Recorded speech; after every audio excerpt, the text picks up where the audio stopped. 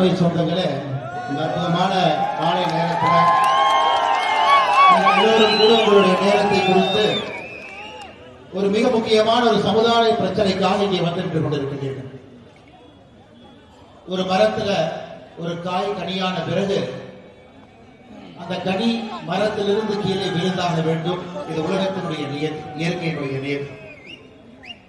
தமிழகத்தில் இன்னைக்கு 38 மாவட்டங்கள் இருக்கிறது. கடைசியாக 2020 மயிலாடுதுறை மாவட்டம் 38வது மாவட்டமாக பிரிக்கப்பட்டது. திராவிட முன்னேற்ற கழகம் ஆட்சிக்கு வந்து 4 வருடம் 10 மாத காலத்துல அந்த 38 மாவட்டத்தில் கூடுதலாக ஒரு மாவட்டமும் கூட சேர்க்கப்படவில்லை. பல ஆண்டு காலமாக இந்த பகுதியினுடைய மக்களுடைய எதிர்பார்ப்பு பாலதண்டாயுதபாணி சுவாமி முருகபெருமான் இருக்கக்கூடிய இந்த மண் உலகம் முழுவதும் பழனி என்று சொன்னால் தெரியாதவர்கள் தமிழினத்தில் யாரும் இருக்க முடியாது. அப்படிப்பட்ட ஒரு பெயர். பிறந்த குழந்தையிலிருந்து வயதான முதியவர் வரை தன்னுடைய வாழ்நாளில் ஒரு நாளாவது பழனியில முருகபெருமானை தரிசிக்க வேண்டும் என்று வரக்கூடிய பக்தாதிகள் தினமும் 40,000 பேர் வெளியூரிலிருந்து பழனியில முருகபெருமானை மட்டும் பார்ப்பதற்காக வருபவர்கள். அது சனி ஞாயிறு இந்த 2 நாட்கள்ல 60,000 பெருமளவுல பக்தர்கள் வரக்கூடியவர்கள். எல்லாவற்றையும் தாண்டி பழனியில் இருக்கக்கூடிய முருகபெருமானுடைய கோவில் வருமானம் உண்டி மூலமாக வருவது. உண்டியில் பணம், மக்கள் உள்ள போடக்கூடிய தங்கம், வெள்ளி, கோவில்ல விற்கக்கூடிய பலவிதமான விஷயங்களுக்கெல்லாம் வரக்கூடிய பணம், ஏன் பக்தர்கள் கொடுக்கக்கூடிய முடி காணிக்கையிலிருந்து வரக்கூடிய வருமானம் எல்லாத்தையும் சேர்த்துனீங்கன்னா பழனி கோவிலுடைய ஆண்டு வருமானம் என்பது 220 கோடி ரூபாயை தாண்டக்கூடிய தமிழகத்தினுடைய வருமானத்துல மிகப்பெரிய கோயிலாக இருக்கக்கூடிய பழனி கோவில். பக்கத்தில் சுற்றுலா தலமாக இருக்கக்கூடிய கொடைக்கானல் ஒரு ஆண்டுக்கு 25 லட்சத்திலிருந்து 40 லட்சம் வரை காலத்தை பொறுத்து அத்தனை நண்பர்கள் வெளியே இருந்து வரக்கூடிய கொடைக்கானல் பகுதி.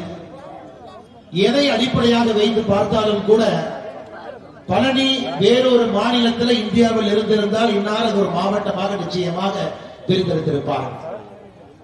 இத்தனை ஆண்டு காலமாக கோரிக்கை வைத்தும் தொடர்ச்சியாக பேசியும் 2021 சட்டமன்ற தேர்தலில் திராவிட முன்னேற்ற கழகத்தினுடைய இன்றைய சட்டமன்ற உறுப்பினராக இருக்கக்கூடியவர் நிச்சயமாக இதை மாவட்டமாக பிரிப்போம் என்று சொல்லியும் இன்றைய முதலமைச்சராக இருக்கக்கூடிய ஐயா மு.க. ஸ்டாலின் அவர்கள் வாக்குறுதி கொடுத்தும் கூட இந்த போராட்டத்தை இந்த நேரத்தில் நடத்த வேண்டிய கட்டாயம் நமக்கு இருக்கிறது. அருமை சொந்தங்களே, அது மட்டும் இல்ல, பெரிய அளவில் பெண்கள் வந்திருக்கின்றார்கள், விவசாய பெருமக்கள் வந்திருக்கின்றார்கள். வேலையெல்லாம் முடித்துவிட்டு சாயங்காலம் வந்திருக்கிறீங்க. காரணம் என்னன்னா, தமிழகத்தில் 39வது மாவட்டமாக ஒரு மாவட்டம் வர வேண்டும் என்றால் முழு தகுதியும் இருக்கக்கூடிய அந்த பழனி வர வேண்டும் என்கின்ற ஒற்றை நம்பிக்கையில் நின்று கொண்டிருக்கின்றோம். நம்முடைய போராட்டம் என்பது ஆளும் கட்சியை திராவிட முன்னேற்ற கழகத்தை எதிர்த்து இருந்தாலும் கூட நம்முடைய போராட்டம் எல்லா அரசியல் கட்சிக்கும் கூட ஒரு கவன ஈர்ப்பு போராட்டமாக நடத்தி கொண்டிருக்கின்றோம். எனக்கு பெரும் நம்பிக்கை இருக்கிறது. இந்த போராட்டத்திற்கு பிறகு ஆளுகின்ற திராவிட முன்னேற்ற கழகம் நிச்சயமாக வருகின்ற 30 நாட்களுக்குள்ள மார்ச் 5ஆம் தேதிக்கு முன்பாகவே பழனியை ஒரு மாவட்டமாக அறிவிப்பார்கள் என்கின்ற முழு நம்பிக்கை எனக்கு இருக்கு. இல்லை என்றால் இந்த சட்டமன்ற தேர்தலில் போட்டியிடுகின்ற தகுதியை கூட அவர்கள் இழந்து விடுவார். போட்டியிடுகின்ற தகுதியை கூட எப்பவுமே கேட்பாங்க, எதுக்கு மாவட்டமா கொடுக்கணும். எனக்கு நீங்க பாருங்க, தமிழகத்தினுடைய 38வது மாவட்டமாக பிரிக்கப்பட்ட மயிலாடுதுறையை பொறுத்தவரை 3 சட்டமன்ற தொகுதிகள் இருக்கிறது. மயிலாடுதுறை சட்டமன்ற தொகுதி, பூம்புகார், சீர்காழி 3 சட்டமன்ற தொகுதி இருக்கக்கூடிய மயிலாடுதுறை மாவட்டம். அதற்கு முன்பு பிரிக்கப்பட்ட மாவட்டத்தை பாருங்க, அரியலூர். அரியலூரை பொறுத்தவரை 2 சட்டமன்ற தொகுதியில் இருக்கக்கூடிய மாவட்டம் அரியலூர், ஜெயங்கொண்டம். பெரம்பலூர் மாவட்டத்தை பாருங்க, 2 சட்டமன்ற தொகுதி இருக்கக்கூடிய மாவட்டம் பெரம்பலூர், குன்னம் 2 சட்டமன்ற தொகுதி. ஆனா இந்த திண்டுக்கல் மாவட்டத்தை நீங்க எடுத்துக்கிட்டீங்கன்னா 7 சட்டமன்ற தொகுதி. தமிழகத்துல அதிகப்படியான சட்டமன்ற தொகுதிகள் இருக்கக்கூடிய சில மாவட்டத்தில் திண்டுக்கல்லும் ஒன்று. நம்முடைய பழனியாக இருக்கட்டும், வேடசந்தூராக இருக்கட்டும், ஒட்டஞ்சத்திரமாக இருக்கட்டும், திண்டுக்கல்லாக இருக்கட்டும், ஆத்தூராக இருக்கட்டும், நிலக்கோட்டையாக இருக்கட்டும், 7 சட்டமன்ற தொகுதிகள் இருக்கக்கூடிய ஒரு மிகப்பெரிய மாவட்டம். பழனியில் இருந்து திண்டுக்கல் ஆட்சியர் அலுவலகத்துக்கு செல்ல வேண்டும் என்றால் ஏறத்தாழ 75 100 கிலோமீட்டர் ஒரு கிராமத்தை பொறுத்து அவ்வளவு. நியாயமான நேர்மையான ஒரு கோரிக்கைக்காக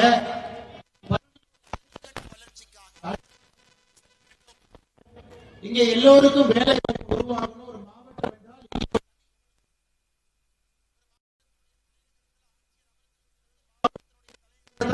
காவல்துறை கண்காணிப்பு பொழுது அந்த மாவட்டத்துடைய அந்தஸ்து என்பது ஒரு தனிப்பட்ட அந்தஸ்தாக இருக்கு. 1979 காலகட்டத்தில் கோயம்புத்தூர்ல இருந்து ஈரோடு பிரிக்கப்பட்டது. அன்னைக்கு ஈரோடு பிரிச்சாங்க. ஈரோட்டுக்கு அன்னைக்கு ஒரு தனி அடையாளம் வந்துருச்சு. மஞ்சள் மாநகரம், அதிகப்படியான விவசாயிகள் செய்ய இருக்கக்கூடிய இடம், சிறு குறு தொழிலாளர்கள் இருக்கக்கூடிய இடம். அன்னைக்கு ஈரோட்டுக்கு ஒரு மகத்துவம் இருந்தது. 2009 கோயம்புத்தூர்ல இருந்து திருப்பூர் பிரிச்சாங்க. இன்னைக்கு திருப்பூர் மாவட்டத்தை பொறுத்தவரை 80,000 கோடி பின்னலாடை உற்பத்தி மட்டுமே செய்யக்கூடிய ஒரு நகரமாக திருப்பூர் மாவட்டம் இருக்கு. அதன் பிறகு சேலத்திலிருந்து 1997 நாமக்கல் பிரிக்கப்பட்ட பொழுது போல அன்னைக்கு நாமக்கல் சின்னதா இருந்து இன்னைக்கு நாமக்கல் பார்த்தீங்கன்னா மிகப்பெரிய தொழில் நகரமாக உருவாகி இருக்கிறது. ஆனால் இன்னைக்கு பழனியை பொறுத்தவரை அடுத்த கட்டம் வளர்ச்சி இந்த மாநகரத்திற்கு வேண்டும். ஒரு மிகப்பெரிய கோவில் மட்டுமல்ல, கொடைக்கானல் இருக்கக்கூடிய சுற்றுலா தலம் மட்டுமல்ல, இங்க இருக்கக்கூடிய கிராம பகுதிகள் எல்லாம் வளர்ச்சியில் அடுத்த கட்டத்திற்கு செல்ல வேண்டும் என்றால் தமிழகத்தினுடைய 39வது மாவட்டமாக பழனி பிரிக்கப்பட வேண்டும் என்ற நியாயமான நேர்மையான ஒரு கருத்து அருமை சொந்தங்கள். இது ஏன்னா நாமளும் மற்ற அரசியல் கட்சியை போல மேடை போட்டு மாவட்டம் மாவட்டம் என்று சொல்வதை விட எதற்காக அந்த மாவட்டத்தை பிடிக்க வேண்டும் என்று சாத்தியக்கூறுகளை மக்கள் முன்னால் நாம் வைக்கின்றோம்.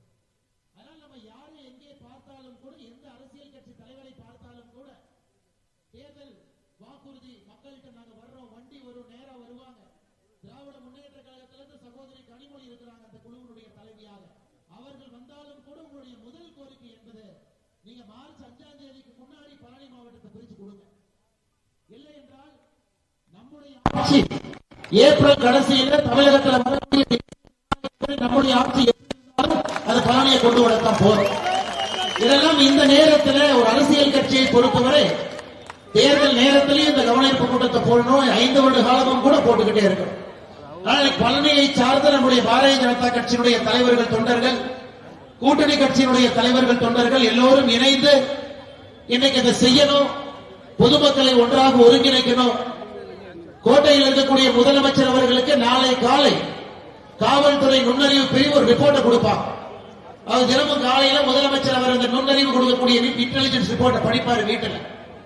அன்னைக்கு படிப்பாரு, பழனியில் கூட்டம் போட்டிருக்கிறாங்க, இத்தனாயிரம் பேர் சேர்ந்து இருக்கிறாங்க, மக்களுடைய கோரிக்கை இருக்குன்னு எல்லோருக்கும் அவர்களுக்கு கேட்க வேண்டும் என்பதற்காக பழனி மாநகரத்திலே இந்த கூட்டம் நடந்து கொண்டிருக்கிறது அருமை சொந்தங்கள்.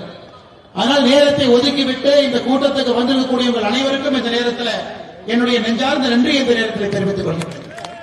அருமை சொந்தங்கள், இன்னொரு விஷயத்தை பாருங்க. இந்த திண்டுக்கல் மாவட்டத்தில் 7 சட்டமன்ற தொகுதியில 10ஓடு 11ஆக பழனி இருக்கின்ற காரணத்தினால தினமும் 40,000 பேருக்கு மேல முருகபெருமானை தரிசிக்க வர்றாங்க. ஒரு கோவில் நகரம் உண்மையை சொல்ல வேண்டும் என்றால் இது குப்பை நகரமாக மட்டும்தான் இருக்கிறது. கோவில் நகரம் என்கின்ற பெயரையே நம்ம பயன்படுத்த முடியாது. நான் சொல்லிங்க, மத்திய அரசுடைய ஆய்வு சொல்லுகிறது 50,000 பேர்த்திலிருந்து 3 லட்சம் பேர் வசிக்கக்கூடிய நகரத்தை எந்த அளவுக்கு சுத்தமாக இருக்கிறது பட்டியல் போடுறாங்க. 50,000 3 லட்சம் பேர் வசிக்கக்கூடிய நகரத்துல பழனி இந்தியாவுடைய 585வது இடத்துல இருக்கு. நான் மறுபடியும் சொல்றேன், கேளுங்க சொந்தங்கள். 50,000 பேர்த்திலிருந்து 3 லட்சம் பேர் வசிக்கக்கூடிய நகரம் பழனி. சுத்தத்தின் அடிப்படையில் இந்தியாவில் 585வது இடத்துல இருக்கு. அப்ப 584 நகரங்கள் பழனிக்கு முன்னாடி இருக்கிறாங்க சுத்தத்துல. இவங்க என்ன மெயின்டைன் பண்றாங்க, என்ன நிர்வாகம் வச்சிருக்கிறாங்க, என்ன ஆச்சரியம் நடந்து கொண்டிருக்கிறது. இவ்வளவு வரி பணம் ஒரு கோவில் இருந்து மட்டும் 220 கோடி ரூபாய்க்கு மேல வருமானம். பாலகண்டாயுதபாணி சுவாமி கோவிலுடைய மொத்த சொத்து அரசாங்க புள்ளி விவரப்படி 1530 கோடி ரூபாய் கோவிலுடைய சொத்து மட்டுமே. என்னங்க மெயின்டைன் பண்றாங்க. இது எல்லாத்துக்கும் கூட ஒரே ஒரு விடிவெள்ளியாக வர வேண்டும் என்றால் அதிகாரிகள் இந்த இடத்துல வந்து உட்காரணும். டிஸ்ட்ரிக்ட் ஹெட் குவார்டர்ஸ் என்று சொல்லுவார். ஆட்சி அதிகாரம் இருக்கக்கூடிய பகுதியாக இருக்கணும். மக்கள் 100 கிலோமீட்டர் 120 கிலோமீட்டர் போய் ஆட்சியை பார்க்கணும்னா நியாயமான ஒரு மனு இருந்தா கூட கொண்டு போய் கொடுக்க மாட்டாங்க ஐயா. ஏழை மக்கள் வரணும், விவசாய பெருமக்கள் வரணும், அவர்கள் இருக்கக்கூடிய பிரச்சனையை ஒரு ஆட்சியருடைய அந்த மனு நாள்ல போய் நின்று கொடுக்க வேண்டும் என்று நினைத்தால் ஆட்சியர் பக்கத்தில் இருக்கணும். யாரும் முதலமைச்சரை பார்க்க முடியாது, யாரும் இங்க கிடைத்திருக்கக்கூடிய அமைச்சர்கள் 2 பேர் இருக்கிறாங்க, யாருமே அவங்களை பார்க்க முடியாது. கொள்ளையடிப்பதிலே நம்பர் 1 நம்பர் 2 அமைச்சராக இருக்கின்றார்களோ தவிர சேவை செய்வதிலே இந்த பழனி பகுதியை சார்ந்த திண்டுக்கல் பகுதியை சார்ந்த 2 அமைச்சர்களும் எந்த பட்டியலுமே இல்லை. இதற்கெல்லாம் பழனியை பொறுத்தவரை ஒரு பெருமை, ஒரு திமிரு, ஒரு முறுக்கு நமக்கு இருக்கு. தமிழ்நாட்டில் எந்த பகுதி, இந்தியாவில் எந்த பகுதியாக இருந்தாலும் பழனி கோவில்ல இந்த மண்ணில் அவங்க கால் பட்டு இருக்கு. அப்படி இருக்கும் பொழுது குறைந்தபட்சமாக நீங்கள் கேட்பது ஒரு மாவட்டமா மாற்றி கொடுங்க. இல்ல 3 சட்டமன்றத்தை வைக்க மாட்டோம், 2 சட்டமன்றம் இருக்கக்கூடிய 2 மாவட்டங்கள் தமிழகத்தில் இருக்கு. கடைசியாக பிரிக்கப்பட்ட மாவட்டம் 38வது மாவட்டத்திற்கு 3 சட்டமன்றம் இருக்கு. திண்டுக்கல்லை பொறுத்தவரை 7 சட்டமன்றம் இருக்கு. 2 5 பிரிங்க, 3 4 பிரிங்க, 2 மாவட்டமா பிரித்தால் 2 மாவட்டமும் வேகமாக வளரும். இன்னைக்கு தமிழகத்தில் நம்பர் 1 மாவட்டம் எதுங்க ஐயா?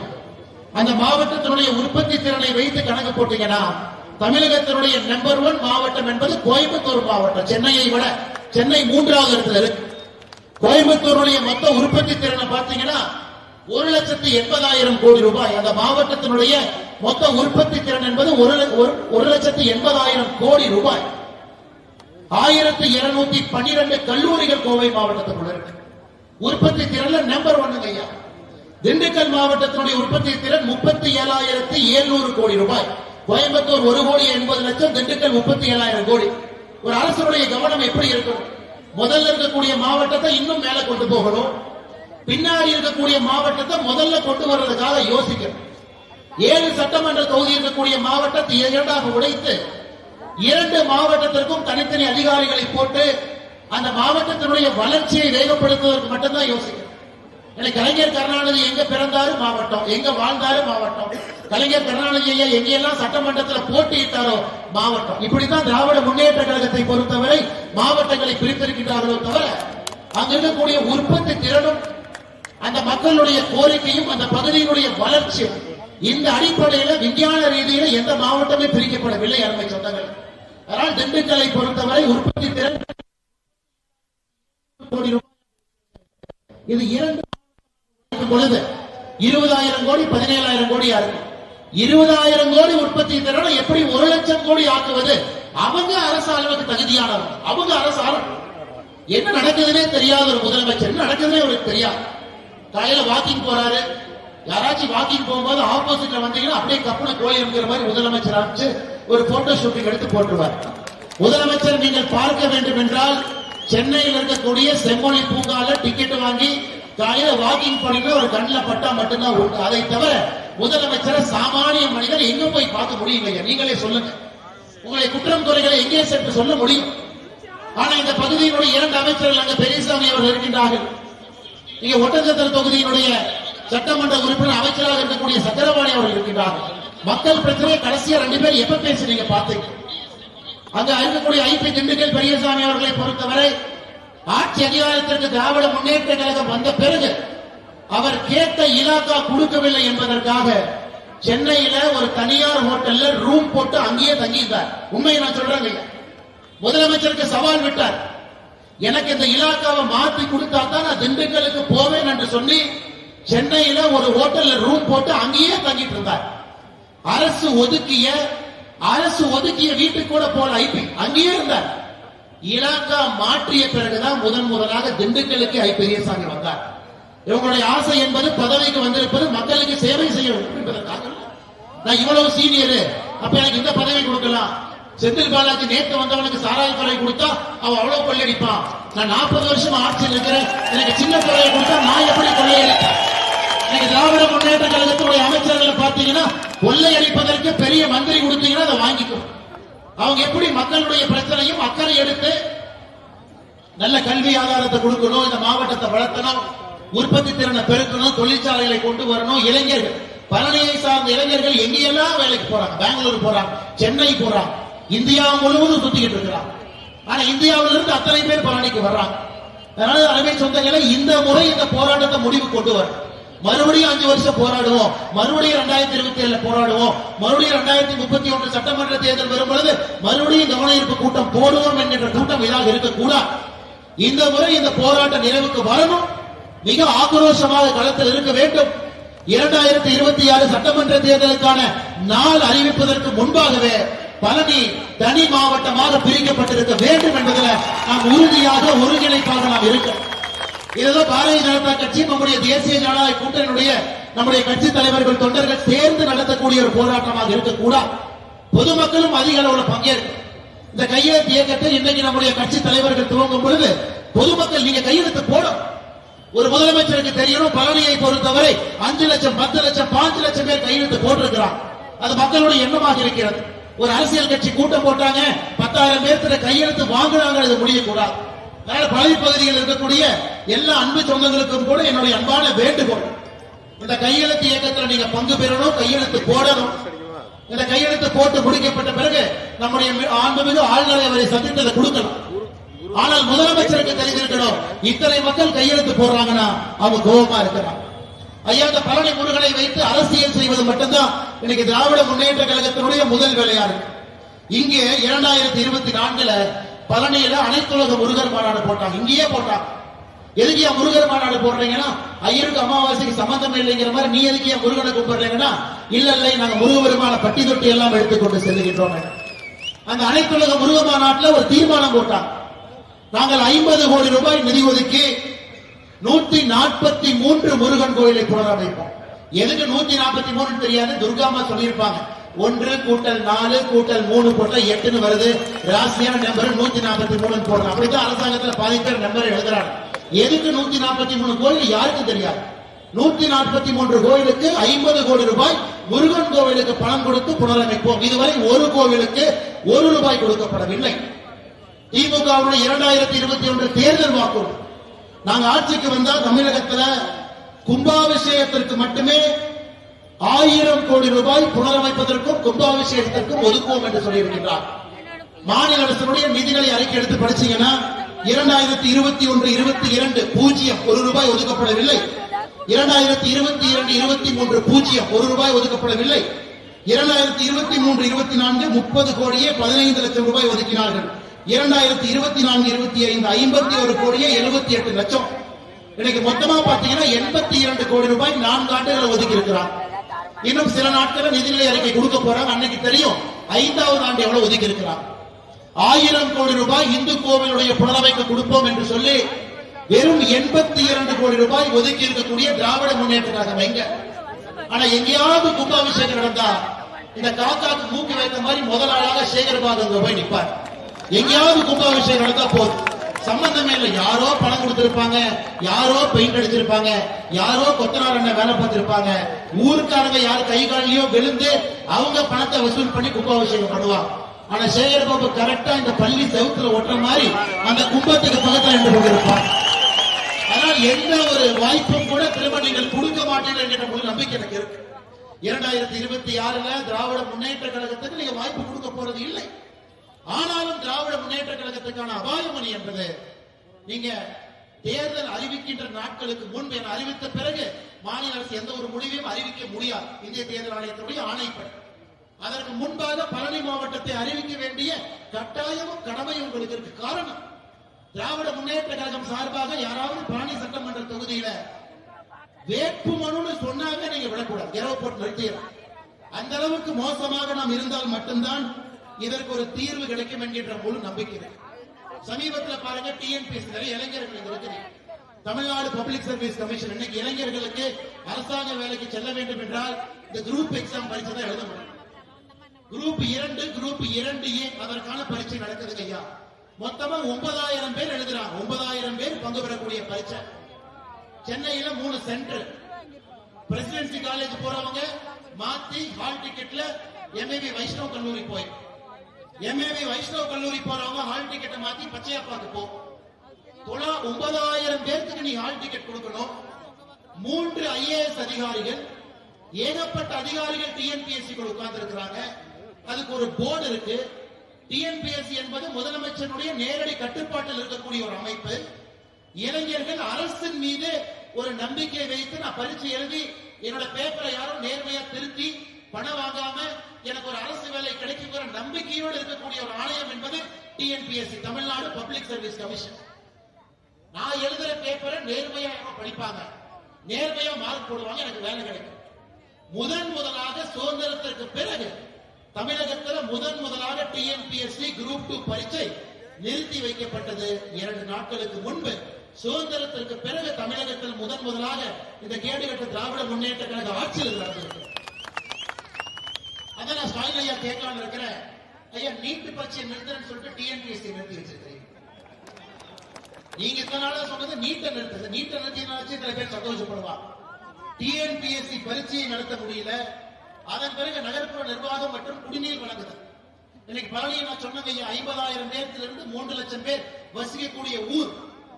இந்தியாவில் 585வது இடத்துல சுத்தத்தில் இருக்கு. நம்ம விட 584 நகரம் முன்னாடி இருக்கா. அப்ப நகர்ப்புற நிர்வாகம் அவங்களுடைய வேலை. நகர்ப்புற நிர்வாகம் என்ன வேலை செய்யறாங்கன்னு பார்த்தா, அந்த துறையினுடைய அமைச்சர் கே நேரு அவர்கள் மீது ஆதாரப்பூர்வமாக 3 ஊழல் புகாரை இடி என்போர்ஸ்மென்ட் டைரக்டரேட் சொல்றாங்க. 888 கோடி ரூபாய் நீங்க பணம் வாங்கிக்கிட்டு நீங்க வேலை கொடுத்தீங்க. அதுல 888 கோடி ரூபாய் லஞ்சம் வாங்கியிருக்கீங்க. நகர்ப்புற நிர்வாகத்துல குடிநீர் வழங்கல் துறையில இன்ஜினியர் யாரையெல்லாம் ரெக்ரூட் பண்ணீங்களோ கடந்த 4 ஆண்டுகள்ல இத்தனை பேரிடம் பணம் வாங்கி கொண்டு 45 லட்சம் ரூபாய் வரை வாங்கியிருக்கிறார். 45 லட்சம் ரூபாய் வரைக்கும் இன்ஜினியர் பணம் வாங்கி வேலை போட்டிருக்காங்க. அதிலே பெறப்பட்ட லஞ்சம் மட்டுமே 888 கோடி. நகர்ப்புற நிர்வாகத்துறையில பணி செய்யக்கூடிய கான்ட்ராக்டர் அவர்களுக்கு கமிஷன் வாங்கி பில்ல ரிலீஸ் பண்றதுக்கு 1020 கோடி ரூபாய். அரசு பணியாளர்களை நகர்ப்புற நிர்வாகத்துறையில பணியிடை மாற்றம் செய்வதற்கு 365 கோடி ரூபாய் ஊழல். இது ஒரே ஒரு துறையில அரசாங்க அதிகாரிகள் இடம் மாற்றுவதற்கு ஊழல், அரசாங்க அதிகாரிகளை ரெக்ரூட் பண்றதுக்கு பணியாளை கொடுப்பதற்கு ஊழல், நடந்த வேலைக்கு அங்க இருக்கக்கூடிய டெண்டர் எடுத்தவங்களுக்கு கமிஷன் கொடுத்து டெண்டர் கொடுக்கிறதுக்கு ஒரு ஊழல். அப்ப அடிப்படையே ஊழலாக இருக்கும் பொழுது எப்படி ஒரு நகரத்தை சுத்தமாக வைப்பதை பற்றி இவர்கள் யோசிப்பார்கள். ஊழல் என்பது எல்லா இடத்திலும் பரவி கிடக்கும். ஒரு போட்டி பரீட்சையை ஒழுக்கமா நடத்த முடியும். பழனி என்பது தமிழகத்தை இந்தியாவை பெருமை பேரை சொல்லக்கூடிய நகரமா இருக்கும். திருப்பதிக்கு போங்க, எப்படி இருக்குன்னு பாருங்க. திருப்பதிக்கு போங்க, இன்னைக்கு திருப்பதியை பொறுத்த வரைக்கும் டிரான்ஸ்பரண்டா போட்டிருக்காங்க. நாம் முடி காணிக்கை கொடுத்திருக்கின்றோம். அந்த முடியினுடைய விற்பனை மட்டுமே 165 கோடி ரூபாய். திருப்பதி தேவஸ்தானம் எல்லாத்தையும் பார்த்துக்கலாம், எவ்வளவு வருமானம் பார்த்துக்கலாம். பழனியை பொறுத்தவரை எங்கேயுமே எதுவும் சொல்ல மாட்டாங்க. ஆர்டிஐ போட்டாலும் சொல்ல மாட்டாங்க. 220 கோடி வருமானம் என்று நீங்க கணக்கு போனா 30 ஆர்டிஐ போட்டு தனித்தனியா வாங்கி மொத்தமா சேர்த்துனா தான் 220 கோடி. திராவிட முன்னேற்ற கழகத்தை பொறுத்தவரை ஆட்சியில் இருக்கும் பொழுது கோவில் வருமானம்னா என்னன்னு சொல்லவே கூடாது. கோவில்ல இவ்வளவு வருமானம் வருதுன்னா நம்ம கேள்வி கேட்போம். ஏன்டா 220 கோடி ரூபாய் வருமானம் வருஷத்துக்கு வருது, நீ வசதி பண்ணிருக்கியா, நீ தண்ணி வச்சிருக்கிறியா, ஃபேன் போட்டிருக்கிறியா, நல்ல டாய்லெட்டுகள் கொடுக்கிறியா? இத்தனை பேர் இந்த ஆண்டு நானும் வந்திருந்தேன், போன ஆண்டு உங்களை போல் வந்திருந்தேன். இத்தனை பேர் நம்ம தைப்பூசத்தன்னைக்கு வர்றோம். இத்தனை ஆயிரம் லட்சக்கணக்கான பேர் வர்றாங்க. எங்கேயாச்சும் ரோட்ல நடந்து வர முடியலாங்க ஐயா? செருப்பு போடாம அத்தனை பேர் வர்றாங்க. கண்ணாடி துகள்கள், பியர் பாட்டில், பிளாஸ்டிக் துகள், அத்தனை பேர். தமிழ்நாட்டுக்கு வெளியே கேரளால இருந்து ஒருத்தவங்க வந்து பார்த்தாங்கன்னா நம்ம பழனியை பார்த்து என்ன நினைப்பாங்க? என்ன நினைப்பாங்க நம்ம ஊருக்கு? அப்ப நீங்க என்ன கேள்வி கேட்பீங்க? 220 கோடி ரூபாய் உனக்கு வசூல் ஆகுது, அதுல ஒரு 20 கோடியை நீ பழனிக்கு செலவு பண்ணா கூட இந்த நகரம் உயர்ந்து விடுமே. அப்ப உங்களுக்கு டேட்டா கொடுக்க கூடாது. அப்ப 220 கோடிங்கிற டேட்டாவே உங்களுக்கு சொல்ல மாட்டாங்க. உண்டி கலெக்ஷன் 2 மாசத்துக்கு ஒருக்கா 15 கோடி, 3 மாசத்துக்கு ஒருக்கா 18 கோடி. அதை தவிர பழனி கோவில் இருந்து எந்த ஒரு இன்ஃபர்மேஷன் டேட்டாவுமே உங்களுக்கு கிடைக்காதப்ப எப்படி இருக்கக்கூடிய மக்கள் கேட்பார்கள்? என்னுடைய கோவில், என்னுடைய ஊர், என்னுடைய கோவிலுக்கு செலவு பண்ணாம அந்த பணத்தை எங்கேயே எடுத்துட்டு போறேன். அதனால்தான் அருமை சொந்தங்களே, இந்த முறை இவ்வளவு பக்கத்துல நீங்க வந்துட்டீங்கன்னு விடக்கூடாது. பழனியை பொறுத்தவரை தமிழகத்தினுடைய 39வது மாவட்டமாக இது வரணும். இது வரலைன்னா இன்னொரு ஐடியா வச்சிருக்கேன். நம்ம அண்ணன் கடகராஜனை யாரையாச்சும் பிடிச்சி ஜோசிகாரரை பிடிச்சி துர்கா மாட்ட ஆமா அந்த பழனியை 39 அறிவிச்சிட்டீங்கன்னா உறுதியா ஆட்சி பண்ணலாம்னு சொன்னீங்கன்னா அறிவிச்சுருவோம். அது கடைசி வழி. இந்த கையெழுத்து இயக்கம் நடத்தியும் பொதுமக்களை சேர்த்தியும், ஏன்னா அப்படித்தான் இருக்கிறாங்க, அப்படித்தான் கணவரை பொறுத்தவரை கோவில் இல்ல, கடவுள் இல்ல, யாரும் இல்லை. துர்காமா மனைவியை பொறுத்தவரை கோவில் தான் எல்லாம், கடவுள் தான் எல்லாம்.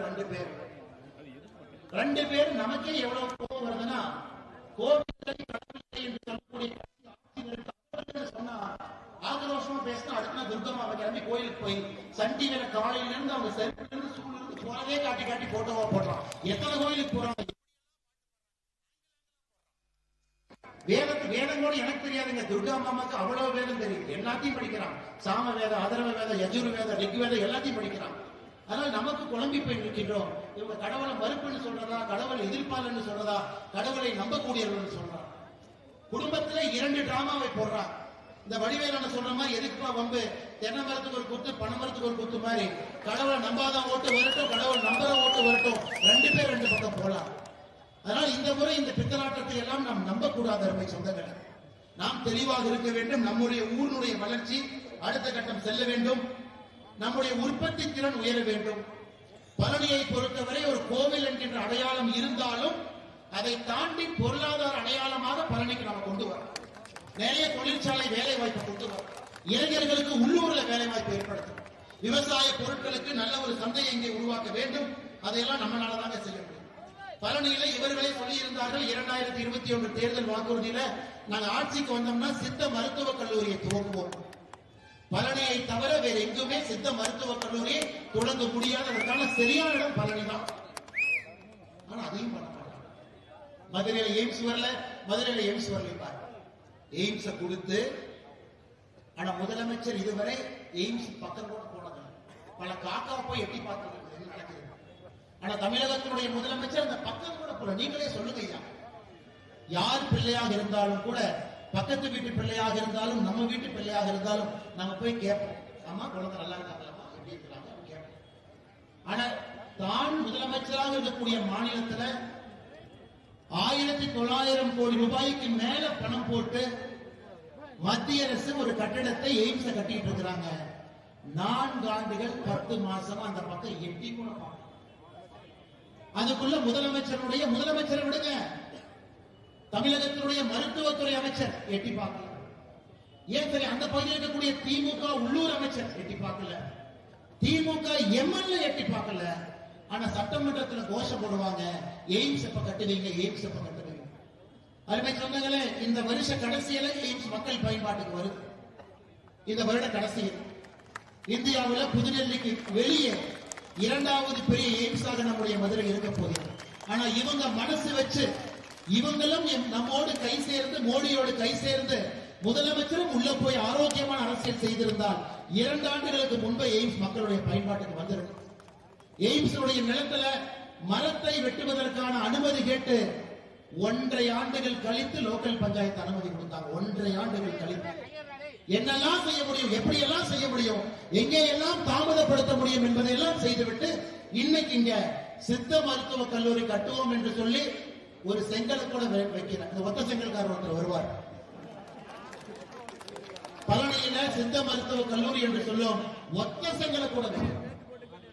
ஆனா தேர்தல் பிரச்சாரத்தப்ப இந்த ஒத்த செங்கல்காரர் வருவாரு, மேல ஏறுவாரு, என்ன நடக்குதுன்னே தெரியாது. காலையில் 2 மணிக்கு படுத்து தூங்குவாரு. சூரியன் போனதுக்கு அப்புறம் 12 மணிக்கு எந்திரிப்பார். அருமை சகோதரர் உதயநிதி ஸ்டாலின் பேப்பரை கொடுப்பாங்க, எடுத்து படிப்பார். செங்கலுக்கான ஒரு செங்கலை தூக்குப்பார். அவர் கையில பால் டாயில் கொடுத்தா கூட தூக்கி இருப்பார். அவர் கையில எண்ணெய் கொடுத்தா கூட தூக்குவார். செங்கலை கொடுத்து தூக்குனாரு, தூக்கி காமிச்சிட்டார். எதுக்கு தூக்குறோம், எதுக்கு மக்கள் முன்னாடி பேசுறோம், எதற்காக மக்களும் இருக்கின்றோம் என்று தெரியாது. நமக்கு துணை முதலமைச்சர் குடும்பாட்சி என்று சொல்லுகின்றோம். தன்னுடைய மகனை சினிமாவிலிருந்து கடத்திக்கிட்டு வந்து அரசியல் துறை, எம்எல்ஏ, தனியாக கவர்னர் அலுவலகத்தில் தனியாக பதவியேற்பு விழா தன்னுடைய மகன். இன்னைக்கு மகனுக்கு முக்கியத்துவம்.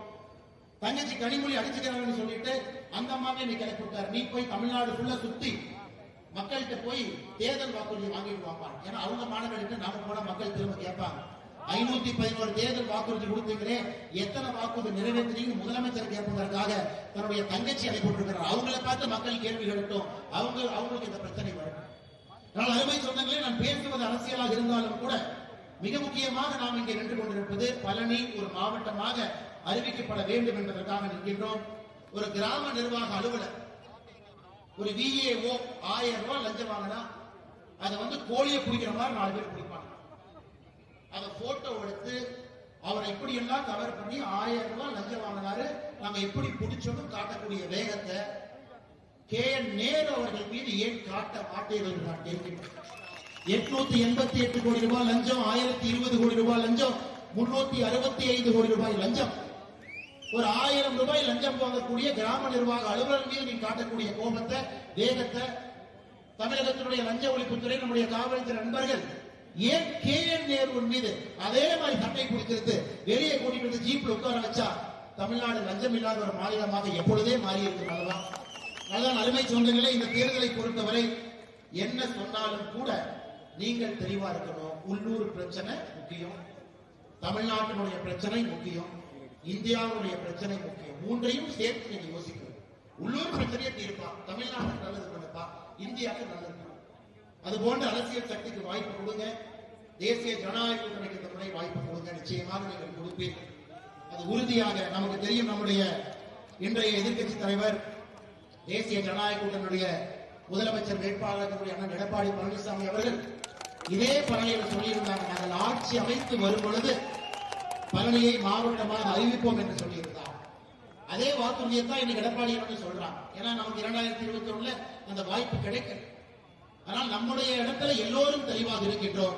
பழனி தமிழகத்தினுடைய 39வது மாவட்டமா வரணும். யாருக்கு தொந்தரவு பண்ண வேண்டாம். திண்டுக்கல் மாவட்டத்தை 2ஆக 7 சட்டமன்ற தொகுதி 3, 4, 2, 5ஆக பிரிப்போம். யாருக்கு பிரச்சனை தான்? நம்ம தேவையில்லாம போய் இவங்க மேல கை வச்சா இல்ல நான் கோயம்புத்தூர்ல இருக்கிறேன், நான் வரல, நான் திருப்பூர்ல இருக்கிறேன், வரல. யாருக்கும் பிரச்சனை வேண்டாங்க. இங்கேயே 7 சட்டமன்றத்தை 2ஆ பிரிப்போம், 2ஐயும் வளர்ப்போம், 2ஐயும் 1 லட்சம் கோடி கொண்டு போவோம், 2னுடைய உற்பத்தி திறனை வளர்ப்போம். அப்படித்தான் நம்முடைய சிந்தனை இருக்க வேண்டும் என்று சொல்லி மிக அற்புதமான இந்த கூட்டத்தை நடத்தி கொண்டிருக்கக்கூடிய, இந்த கூட்டத்தை தலைமை தாங்கி கொண்டிருக்கக்கூடிய பழனி சட்டமன்ற தொகுதியினுடைய பாரதிய ஜனதா கட்சியினுடைய அமைப்பாளராகவும் முன்னாள் மாவட்ட தலைவராக இருக்கக்கூடிய அருமை சகோதரர் இந்த பழனி கனகராஜ் அவர்கள் வீடு வீடாக சென்று பேசிக் கொண்டிருக்கிறார். அவருக்கு என்னுடைய சிறப்பு நன்றிகளை இந்த நேரத்தில் தெரிவித்துக் கொள்கின்றேன்.